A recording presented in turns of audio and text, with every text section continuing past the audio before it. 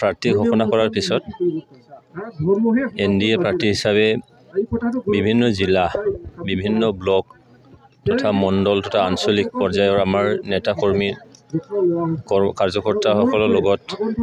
আৰু শুভাকাংক্ষী তথা ৰাইজৰ লগত মত বিনিময় মই কৰিছোঁ আৰু চাহ-চিনাকি এটা পৰ্ব চাহ-চিনাকি পৰ্বৰ লগতে সেই মত বিনিময় কৰিবলৈ এটা মই সুযোগ গ্ৰহণ কৰিছোঁ তো আজি প্ৰত্যেকটো জায়গাত বিভিন্ন জায়গাত ঘূৰি আমাৰ দলীয়ভাৱে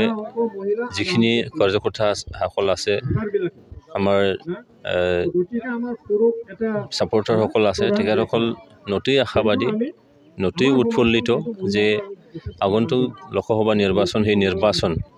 NDAৰ কাৰণে একেবাৰে সহজভাৱে আমি কোকৰাঝাৰ লোকসভা সমষ্টি জিকিবলৈ সক্ষম হ'ব এই আভাস এই ধাৰণাটো আমি কৰিব পাৰোঁ আপোনাৰ মতে কিমান ব্যৱধানত আপুনি জয়ী হ'ব লাগে চাওক আজি যিখিনি আমাৰ কাম-কাজ গভৰ্ণমেণ্ট হিচাপে ভাৰত চৰকাৰ অসম চৰকাৰ আৰু BTR চৰকাৰৰ এই কাম-কাজবোৰ আজি আঁচনিবোৰ একেবাৰে শেষৰ ব্যক্তিসকলৰ তালৈ গৈ পাইছে আৰু তেনে ক্ষেত্ৰত আজি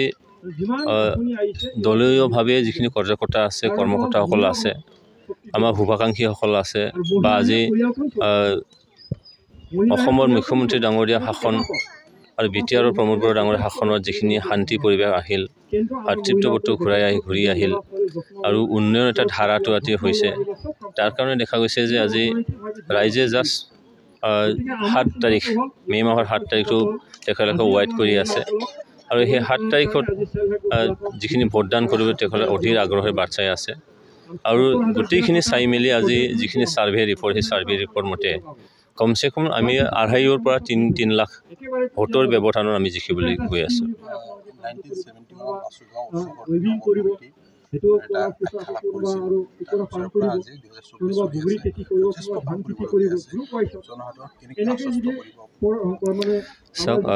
বাসুগাঁও হিচাপে যিখিনি জনসংখ্যা সেই জনসংখ্যা আজিৰ তাৰিখত 13,500 আৰু সেই জনসংখ্যা অনুপাতে ষ্টেট গভৰ্ণমেণ্টৰ ফালৰ পৰা আৰু চেণ্ট্ৰেল গভৰ্ণমেণ্টৰ ফালৰ পৰা যিখিনি স্কিম সেই স্কিমবোৰ আহে আৰু তেনে ক্ষেত্ৰত এই জনসংখ্যাৰ দ্বাৰা ভাল এটা কাম নিশ্চয় এনেকৈ হ'ব নোৱাৰে তাৰ কাৰণে ইয়াৰ পৰিসৰটো বৃদ্ধি কৰাৰ কাৰণে এটা সিদ্ধান্ত লোৱা হৈছে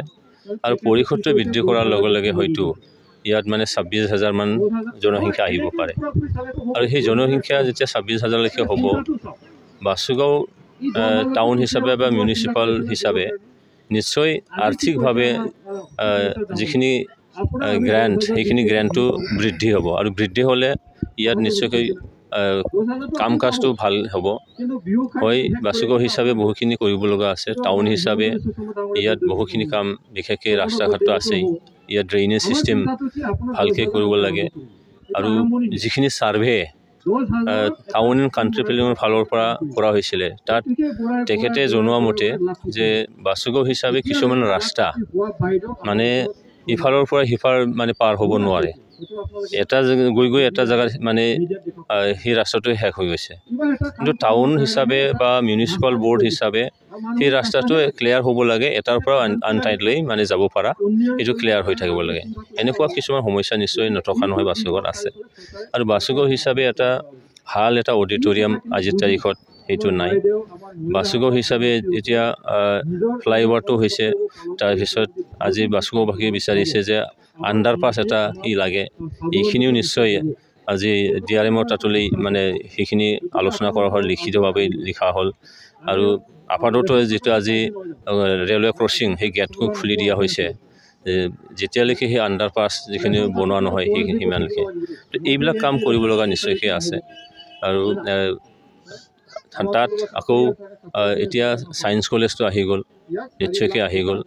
আৰু হায়াৰ ছেকেণ্ডাৰী দুটা আছে সেই হায়াৰ ছেকেণ্ডাৰী বিল্ডিংটো ভালকৈ নিৰ্মাণ কৰিব লগা আছে এতিয়া বাসুগাঁও হায়াৰ ছেকেণ্ডাৰী যিখন আছে তাত অসম চৰকাৰৰ ফালৰ পৰা 6-7 কোটি মান টকা নিশ্চয়কৈ আহিব অলৰেডি এইটো লিষ্টেড হৈ আছে আৰু সেইটো নিশ্চয়কৈ টেণ্ডাৰো হ'বলৈ গৈ আছে তেনেকৈ কিছুমান কাম নিশ্চয় কৰিব লগা আছে আৰু আনুষংগিক কিছুমান কাম কাজ নিশ্চয় থাকিব তাৰ কাৰণে নিশ্চয় ব্যৱস্থা লোৱা হ'ব দেখা গৈছে নৱ শৰণীয়ে বৰ্তমানৰ MP যোনজন আছে তেওঁ আকৌ বড়ো সৰ্বৰ ৰাজনীতিত নামি পৰিছে আৰু তেওঁ ভোট জিকাৰ ক্ষেত্ৰত আগবাঢ়ি গৈ আছে। চাওক, তেখেতৰ যিখিনি ভোট বেংক আছিলে এই বড়োমা, তাত কমচে কম 50,000 ভোটটো আজি কোকৰাঝাৰ লোকসভা সমষ্টিৰ পৰা বাহিৰত ওলাই গ'ল। তাৰপিছত আছে ভৱানীপুৰ, য'ত নেকি প্ৰায় 80,000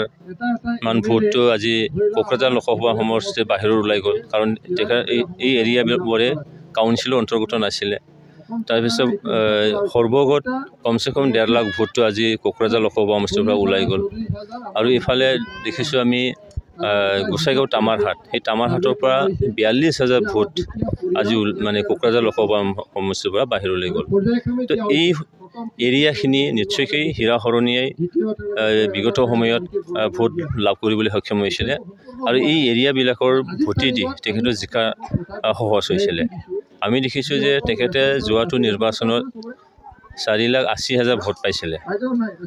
এতিয়া এই যি এৰিয়াবিলাকে কোকৰাঝাৰ লোকসভা সমষ্টিৰ পৰা ওলাই গ'ল, তাত টোটেল ভোটাৰটো